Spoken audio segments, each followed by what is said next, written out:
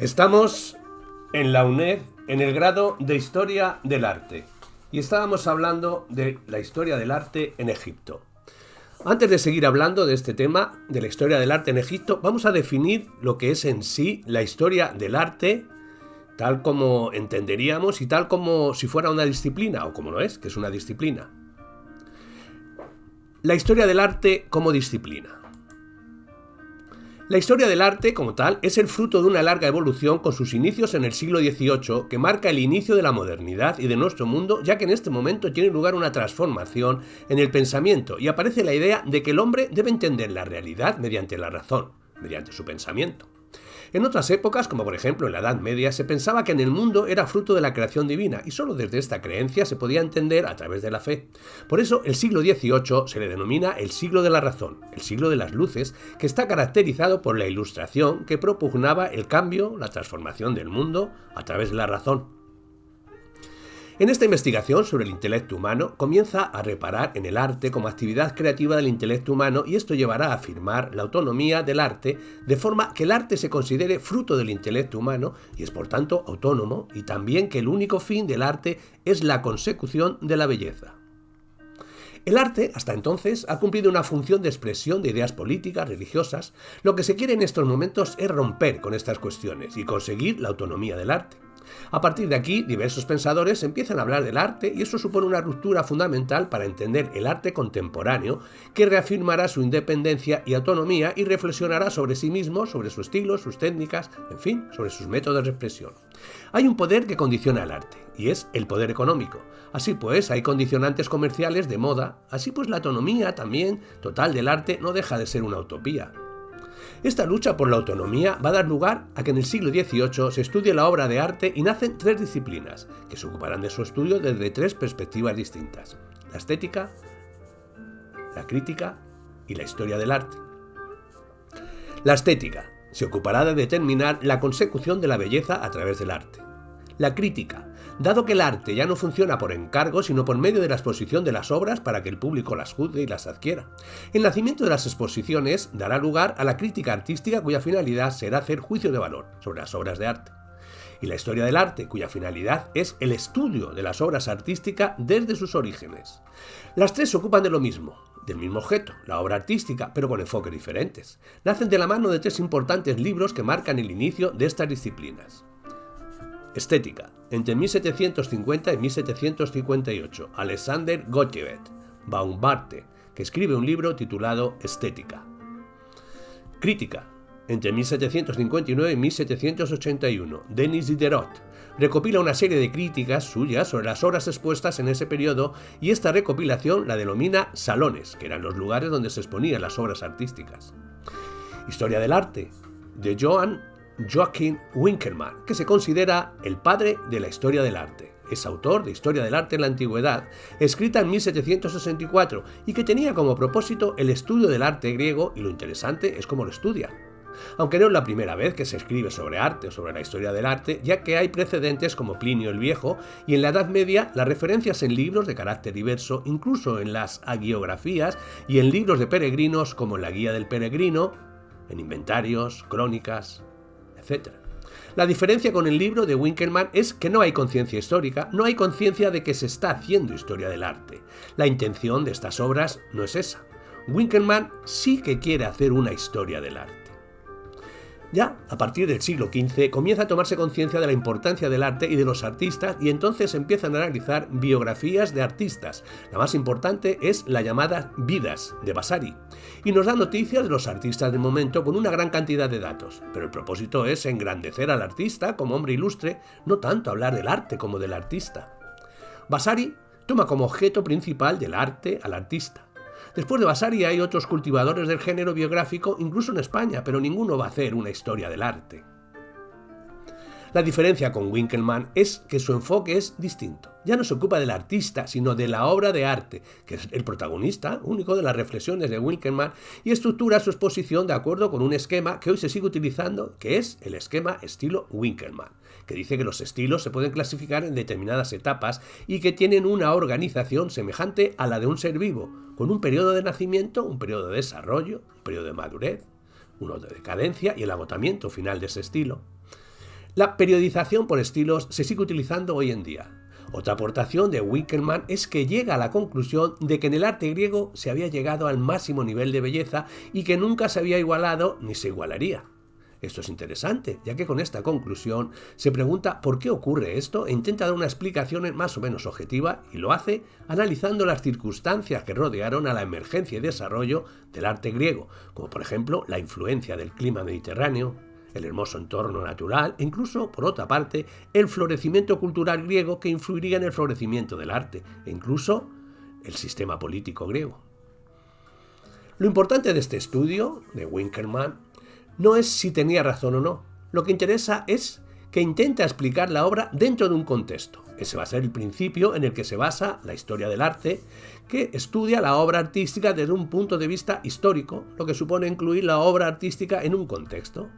Después de Winckelmann se mantienen los estudios sobre la historia del arte y aparecen incluso las críticas sobre la preponderancia que se le da al arte griego. En el siglo XIX se reivindica el arte medieval, por ejemplo. En el siglo XIX también se produce un hecho fundamental que ratifica la historia del arte como ciencia, y es debido al hecho de que la historia del arte entra a formar parte de las cátedras universitarias. Empieza a estudiarse en la universidad, en concreto en 1803. Esto ocurre sobre todo en las universidades alemanas, austriacas y suizas, y a partir de esta entrada surgirán los primeros grandes historiadores del arte, como por ejemplo Jacob Burckhardt, que inicia los estudios sobre el Renacimiento, Alois Rieck, que llama la atención sobre las artes decorativas, Aby Warburg, creador del método iconológico de análisis de obras de arte que analiza el significado de las imágenes y de las obras artísticas. En España, el ingreso en la universidad tendrá lugar ya a comienzos del siglo XX, en 1901, cuando por primera vez hay una asignatura que se llama Teoría de la Literatura y de las Artes. Y en 1904, en la Universidad Complutense, se impuso un curso de doctorado con el título de Historia del Arte. Hablemos de crítica del arte. Esto surge en el siglo XVIII de la mano de los salones de Diderot. El término crítica deriva del griego krino, que significa juzgar, y la crítica de arte es la disciplina que se ocupa de emitir juicios de valor sobre las obras artísticas, y más exactamente se entiende como la opinión individual y generalmente escrita que el crítico hace sobre la obra de arte y a los acontecimientos artísticos contemporáneos, más exactamente aquel señor que va a una exposición y valora, enjuicia las obras expuestas, y lo que hace es realizar una valoración por escrito y publicarla en la prensa. La crítica nace en el siglo XVIII, ya que en este momento los críticos tienen una función debido a la transformación del mercado artístico, ya que hasta el momento las obras eran por encargo. A partir del siglo XVIII hay una serie de cambios sociales y cambia el mercado artístico, y lo más común es que el artista haga una obra y la exponga en los salones. Esto ocurre en Francia, en los llamados salones de otoño y primavera. Con la apertura de los salones se multiplica el número de personas interesadas por la obra artística y se convierte incluso en un fenómeno social el ir a ver estos salones, a ver obras de arte. Ese público no siempre tenía los conocimientos en materia artística, y por eso la figura del crítico era fundamental, ya que escribía una serie de textos dirigidos a ese público, y por lo tanto el primer crítico debe reunir dos características. Una, conocer el gusto del público, el gusto oficial de la época, y además debe saber comunicar sus opiniones, debe dominar la escritura. Esto explica por qué los primeros críticos van a ser escritores como Diderot o Baudelaire. Esta primera crítica, al versar sobre un arte contemporáneo, no deja de ser relativa y con frecuencia muy subjetiva, porque el crítico no tiene elementos de juicio que le permitan ver la trascendencia de la obra en el futuro.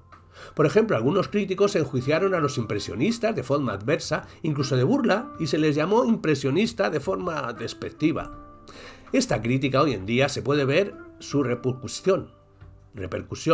Lo mismo se podría decir de los fauvistas, que también, con su nombre dado por un crítico con ánimo descalificador, que proviene de una exposición donde se exponía una obra de Donatello, y el resto eran obras fauvistas. El crítico tituló su escrito como Donatello entre las fieras. La subjetividad se vio desde el principio y se intentó subsanar desde el siglo XIX, y se decía que la crítica ha de aspirar a ser lo más objetiva posible. Baudelaire decía que en la crítica debía haber pasión, pero también razón. Una pasión razonada y una razón apasionada. Y por esto se ha de relacionar la crítica con la historia del arte. Ambas deben ir unidas para hacer un discurso lo más riguroso posible. En un momento determinado se separarán estas dos disciplinas y enseguida comenzarán a alzarse voces reclamando la unión otra vez de estas dos. Muchos críticos simplemente se dedicaron a hacer divulgación y esta fue la causa de la separación de las dos disciplinas, ya que los públicos de ambas eran distintos. La causa principal de separación será a comienzos del siglo XX, cuando surgen los historiadores del arte y esta primera generación adopta el método de trabajo denominado positivista, que parte de los principios del positivismo, que a su vez parte de la realidad, y considera que la única forma de conocimiento del ser humano es experimentar. Así pues, se basa en rigurosos métodos científicos. La primera historia del arte positivista parte de la obra de arte y se dedica a catalogarla y estudiarla de la forma más objetiva posible, solo con datos objetivos, como fechas, nombre de artistas, descripción de las obras, etc. Y esta historia del arte se centrará en el estudio del arte del pasado, de forma que la historia del arte y la crítica del arte tienen su objetivo de estudio y la cronología en que trabajan diferente. Los críticos emiten juicios de valor sobre obras contemporáneas y los historiadores estudian obras del pasado. Este positivismo se adopta para enviar y evitar emitir juicios de valor, ya que quieran evitar caer en la subjetividad, aunque por el mero hecho de seleccionar unas obras para catalogarlas y otras no, ya se está emitiendo un cierto juicio de valor. Y debido a que en parte a un complejo de inferioridad respecto a otras ciencias, ya que la historia del arte, si valora los elementos, está introduciendo puntos subjetivos, cosa que no ocurre en otras ciencias. Así pues, se evita hacer juicios de valor para evitar que se cuestione la historia del arte como disciplina científica. En este mismo momento de separación empiezan a oírse las primeras voces que dicen que esta separación es artificial e inadecuada. Un historiador del arte, que es Benedetto Croce, decía que es imposible realizar una historia del arte sin hacer juicios de valor, ya que el historiador del arte no se puede limitar a clasificar, ya que lo que haría sería un catálogo, y lo que debe hacer el historiador del arte es explicar el fenómeno artístico, y eso significa valorar la obra de arte en cuanto a características estéticas, dimensión histórica, su aportación, si tiene influencia posterior, dónde reside su importancia. En ese sentido, dice Croce, que la crítica del arte puede ayudar y debemos asumir parte de su metodología. Lionello Venturi, desde la esfera de la crítica del arte, también señala que no se puede hacer una crítica del arte si no se conoce la historia del arte. Hoy en día se sigue abogando por la idea de que las dos deben ser unidas. Calvo Serraler dice que la obra de arte está sujeta a una dinámica temporal y sin conocer esta dinámica no podemos entender el arte actual ni el arte del pasado, ya que a lo largo del tiempo no se ha considerado igual el concepto de arte y esto debe tenerse en cuenta. El historiador Quinto Furio dice que aunque sigamos haciendo una historia del arte positivista, a pesar de ello, conservamos una total objetividad, y eso no es posible, ya que implica una selección, y catalogar es seleccionar, y además la historia del arte es la historia de las excepciones. Hoy en día, las tesis de Serraler y Furio son aceptadas plenamente. De hecho, hoy en día, muchos críticos son historiadores del arte. Hablemos de estética. Esta es una rama de la filosofía que estudia la belleza, el arte y todo lo que tiene que ver con la dimensión sensible de la realidad. Surge con la obra de Baumgarten, del mismo nombre, aunque no se sientan en ella los fundamentos que únicamente son iniciados. El término estética procede de la palabra griega aesthetica, y los griegos se referían con ella al mundo sensorial, de las sensaciones, la imaginación, la sensibilidad. Los griegos se consideran los verdaderos investigadores de la estética, ya que dedican una parte de la filosofía a hablar sobre la belleza, son los primeros que se ocupan de ella, que para ellos venía de la mano de la armonía y la proposición. En el siglo XVIII surge un interés por el tema de la belleza, lo que explica la obra de Baumgarten, y esto es debido a la admiración por el mundo clásico.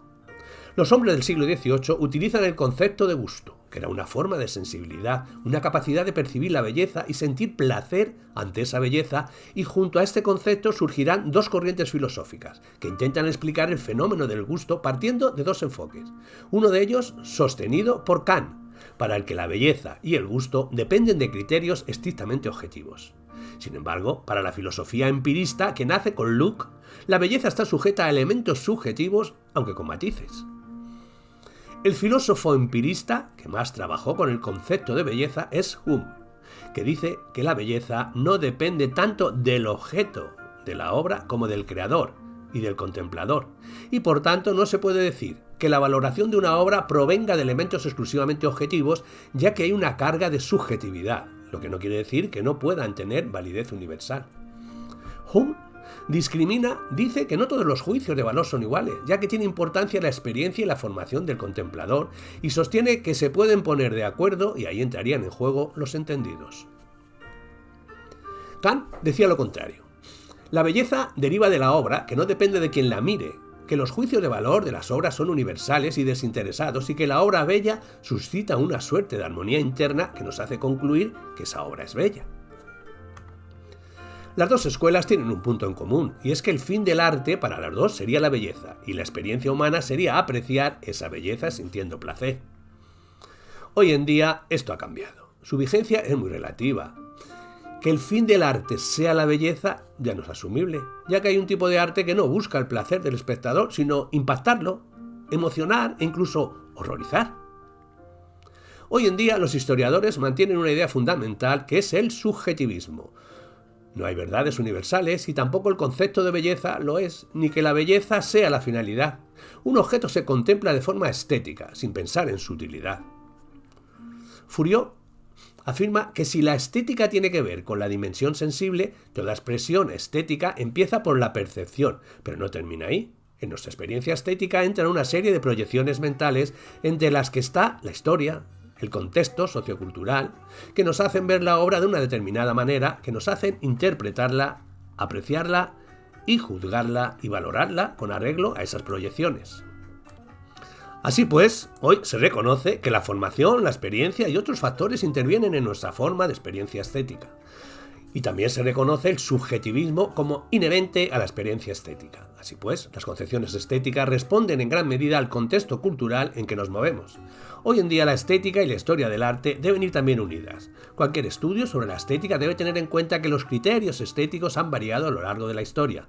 Alguien que trabaje sobre estética debe tener conocimiento de la historia del arte y viceversa. El historiador del arte debe tener el concepto de la estética, del contexto cultural de la obra que analiza.